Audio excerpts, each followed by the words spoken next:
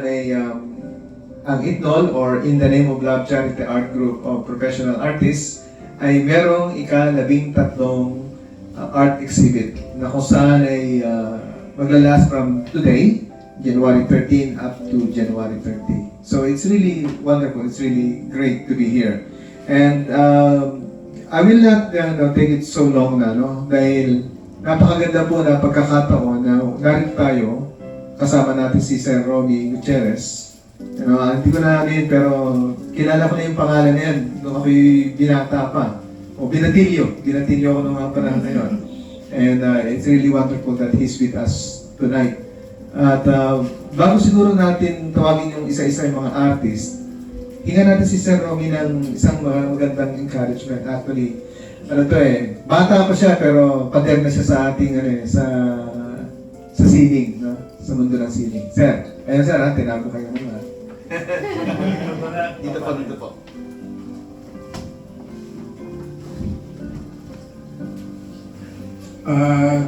Magandang gabi na, no? Magandang gabi at Happy New Year sa inyo lahat. Una-una sa lahat, ako'y nagpapasalamat kay Dennis, isang magaling na pintor-tinto. Thank you po. Sa kanyang pag-imbita sa akin sa inyong group art exhibit, no? So, nung tumating ako, actually gusto ko talaga makita lahat yung works niya.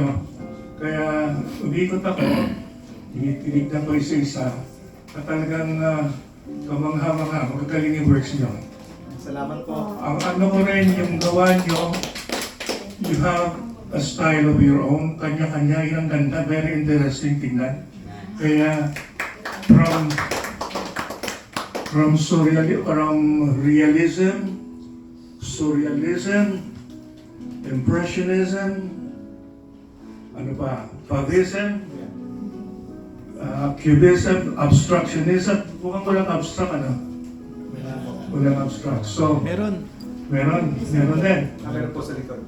Sa likod. Yung malaki. Wala. Yan. Ito.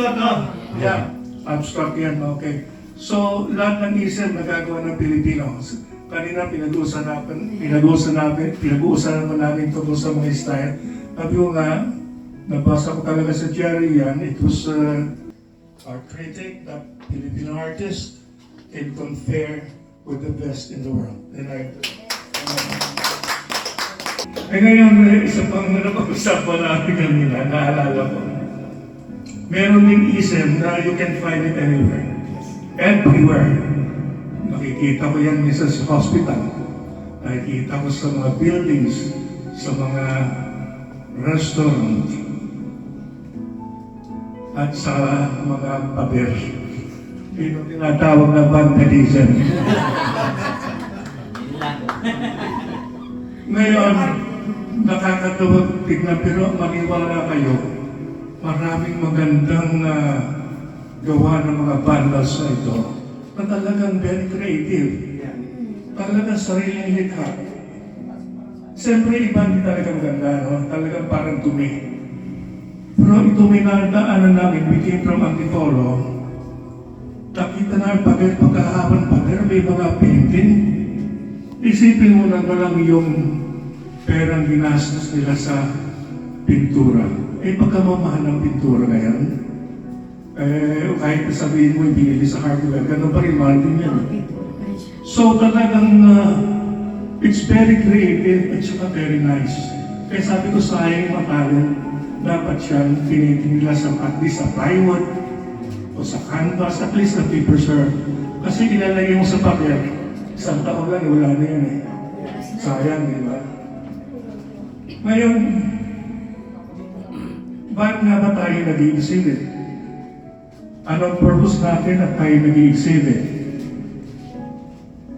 Number one, siguro, dapat makabenta. Para meron tayo pang-gastos na araw-araw, para pabili ng materyales. Pero naman ang una, nung mga panahon namin, hindi yun ang priority. We exhibit for art's sake. Hindi habang for art's sake, at walang benta, basta may art's sake. Ito to yan. Madami akong kilala na artist na talagang zero sa mga exhibit, pero they keep on. Now, ano naman ang purpose nila ito? Ano nakukuha nila? Di sila nakabenta. Pero siguro sa bahay nakakabenta sila. Kasi minsan, practical, they sell it outside, may gallery, may ganun eh. Eh ngayon, pero sa panahon ka na ngayon, kailangan bumenta ka. Ano ang hanap buhay mo? Ay inventor. Not unless meron kang business. Kaya ako, nung after graduating from UST, hanap akong trabaho. Mahirap eh. Major in painting ako eh. Sino bibili ng painting ko?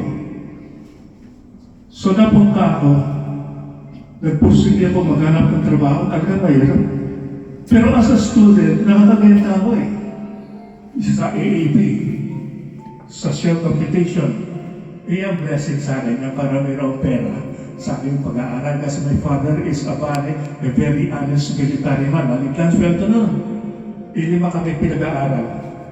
Kaya I have to sell a painting or two in order to sustain my studies. Kailangan tulong. Pero after graduation, hirap na ako. Hindi ganun kadali, benta ng painting eh. Hindi ako kilala eh. Sino bibili ng painting ko? So, in other words, ang punto ko rin ganito, kaya tayo nag-iisipin para tayo makilala. Yes. Parang, mahirap sa alala ko, pagka ikaw, hindi pa nila, ini-exploit eh. Ang presyo mo pababa, imbis mataas. Ngayon, kung medyo umaangat ka na, nakikita ng trabaho mo, kilala ka na, yan, hindi ka pwedeng ganun-ganun din. Ito ang presyo ko, mayabang na. Ito ang presyo ko, whether you like it or not. Yan, yung mayabang na.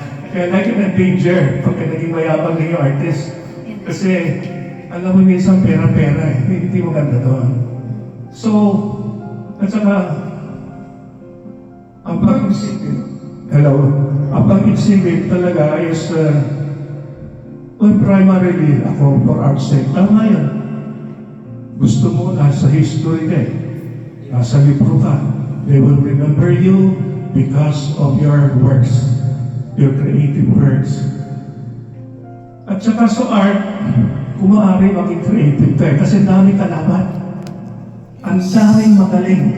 How can you stand sa situation na karaming artist, ang daming magagaling? Kung kaiba ka, kahit di maganda, kaagad ka, makikilala ka. Do you know Onin Olmedo? Yung gawa niya, hindi niya maganda. Pero very persistent siya, kilala na, binibili. Hindi talaga, pakitisan ang tawag namin ito eh. Pero nabibili yun. Kasi nagkapangalan.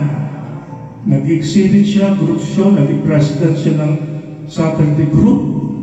O nakagawa siyang pangalan, di ba? So, importante yung exhibit. Group show helps also. Nakikilala ka rin yan, nakikita trabaho mo. Importante nakikita trabaho mo eh. Pagka ganyan, hahanapin ka na dyan. Sino itong gusto ko itong painting na ito eh. So, hanapin ka. That's one way also. Pero importante sa lahat, one-man show. Kasi ikaw ang bida, ikaw lang. Wala kang kalaban. Ikaw ang star. Kahit sa movie, gano'n, dapat started para makilala ka, di ba? Kung ikaw started lang, medyo malabo ka. It will take time. Pero kung ikaw yung bida, ikaw yung star, ayun na yun. So, kaya, hindi nyo kaya mag-painting para magkapakanan. Mag-showbiz na lang kayo, magaling. Walang isang buwan, superstar ka. Di ba? Anyway, so, pero ang natin tandaan na atin na binigay sa atin, ito'y galing sa Diyos, sapagkat hindi tayo nagagawa niyan kung wala tayong talent. Ito'y galing sa Diyos. So, to God be glory. Thank you. Maraming salamat, Pastor Romy Gutierrez. Ang totoo niyan, nakaka-inspire po yung message niyo. And ang Ipnol po, as nabuo namin, kaya tinawag na In the Name of Love, ay upang mapasalamatan ng Diyos, mapapurihan siya sa gigan talent natin. Kasi at a very young age, na-discover namin ni Utol, pag nagpipinta kami ng pagkailangan ng pintura, magdudurog kami ng mga tao, tapos putik, at wala pa. Anyhow, glorify God. That's one. Second, in the name of love, we want to share yung love ng God through arts. In most of our charities, aside from this, we give actually 50% sa aming charity works. And this opportunity na binigay ng Eagle Eye Art Gallery, when we heard that into charity as well, and they're willing to partner with us, to accommodate us, to be honest, ay malaking karamalan. Salamat kay Ma'am Tani, kay Ma'am Carol, at kay Sir Jun Impas. Nakakatuwa nito, yung isa naming miyembro ng Itnog, na hindi po kami marami, ilan lang kami, pero isa pong member namin ay classmate ni Jun Impas, si Sir Dong Iludo, yung aming graphic designer, senior graphic designer na nakabase sa Hong Kong. At yung kasama namin sa exhibit na ito na isa pa, ay si Sir Joel Iludo, yung kanyang kuya. Siya naman yung may-ari ng restaurant ng Kusineros. Sir, punta ka dito sa sila. So, siya po yung may-ari ng Kusineros. Masarap pong magluto. Masarap magluto. Kaya lang, medyo masakit kalooban ko ngayon. Wala siyang dalang yun. So, yan po si Sir Joel. At matagal ko na rin po siyang kaibigan way back 2005. And ang isang artist na kasama ngayon sa exhibit na ito ay si Sir Freddy Isinaman. Siya po ang aking nakababatang kapatid. Senior graphic designer naman din po siya ng Albert's Candy Company based naman sa US. So, yung palakpak po niya parang palakpak po niya siya. Wala lang siya ng okay. Ang sunod-tawagin natin ngayon ay si Jonathan Barba. Sir Jonathan, ito. Ayan. Yan po ang pinakabata sa amin. Ayan. Pero, gifted po yan. Lagi po hindi nawawala ng benta to eh. Kaya marami ng utang sa amin to. So, nakakatuwa na. Siya po ay, meron siyang exquisite style ng art na colorful, no? Buhay makulay. Pero talaga nga namang may mensahe siyang iyahatid. No? Ngayon din po ay tawagin naman natin si Pastor Romy Masilungan. Isa sa aming magaling na portraitist. Impressionist na po. Ano po siya. Siya naman ay nagtrabaho sa Israel as an artist.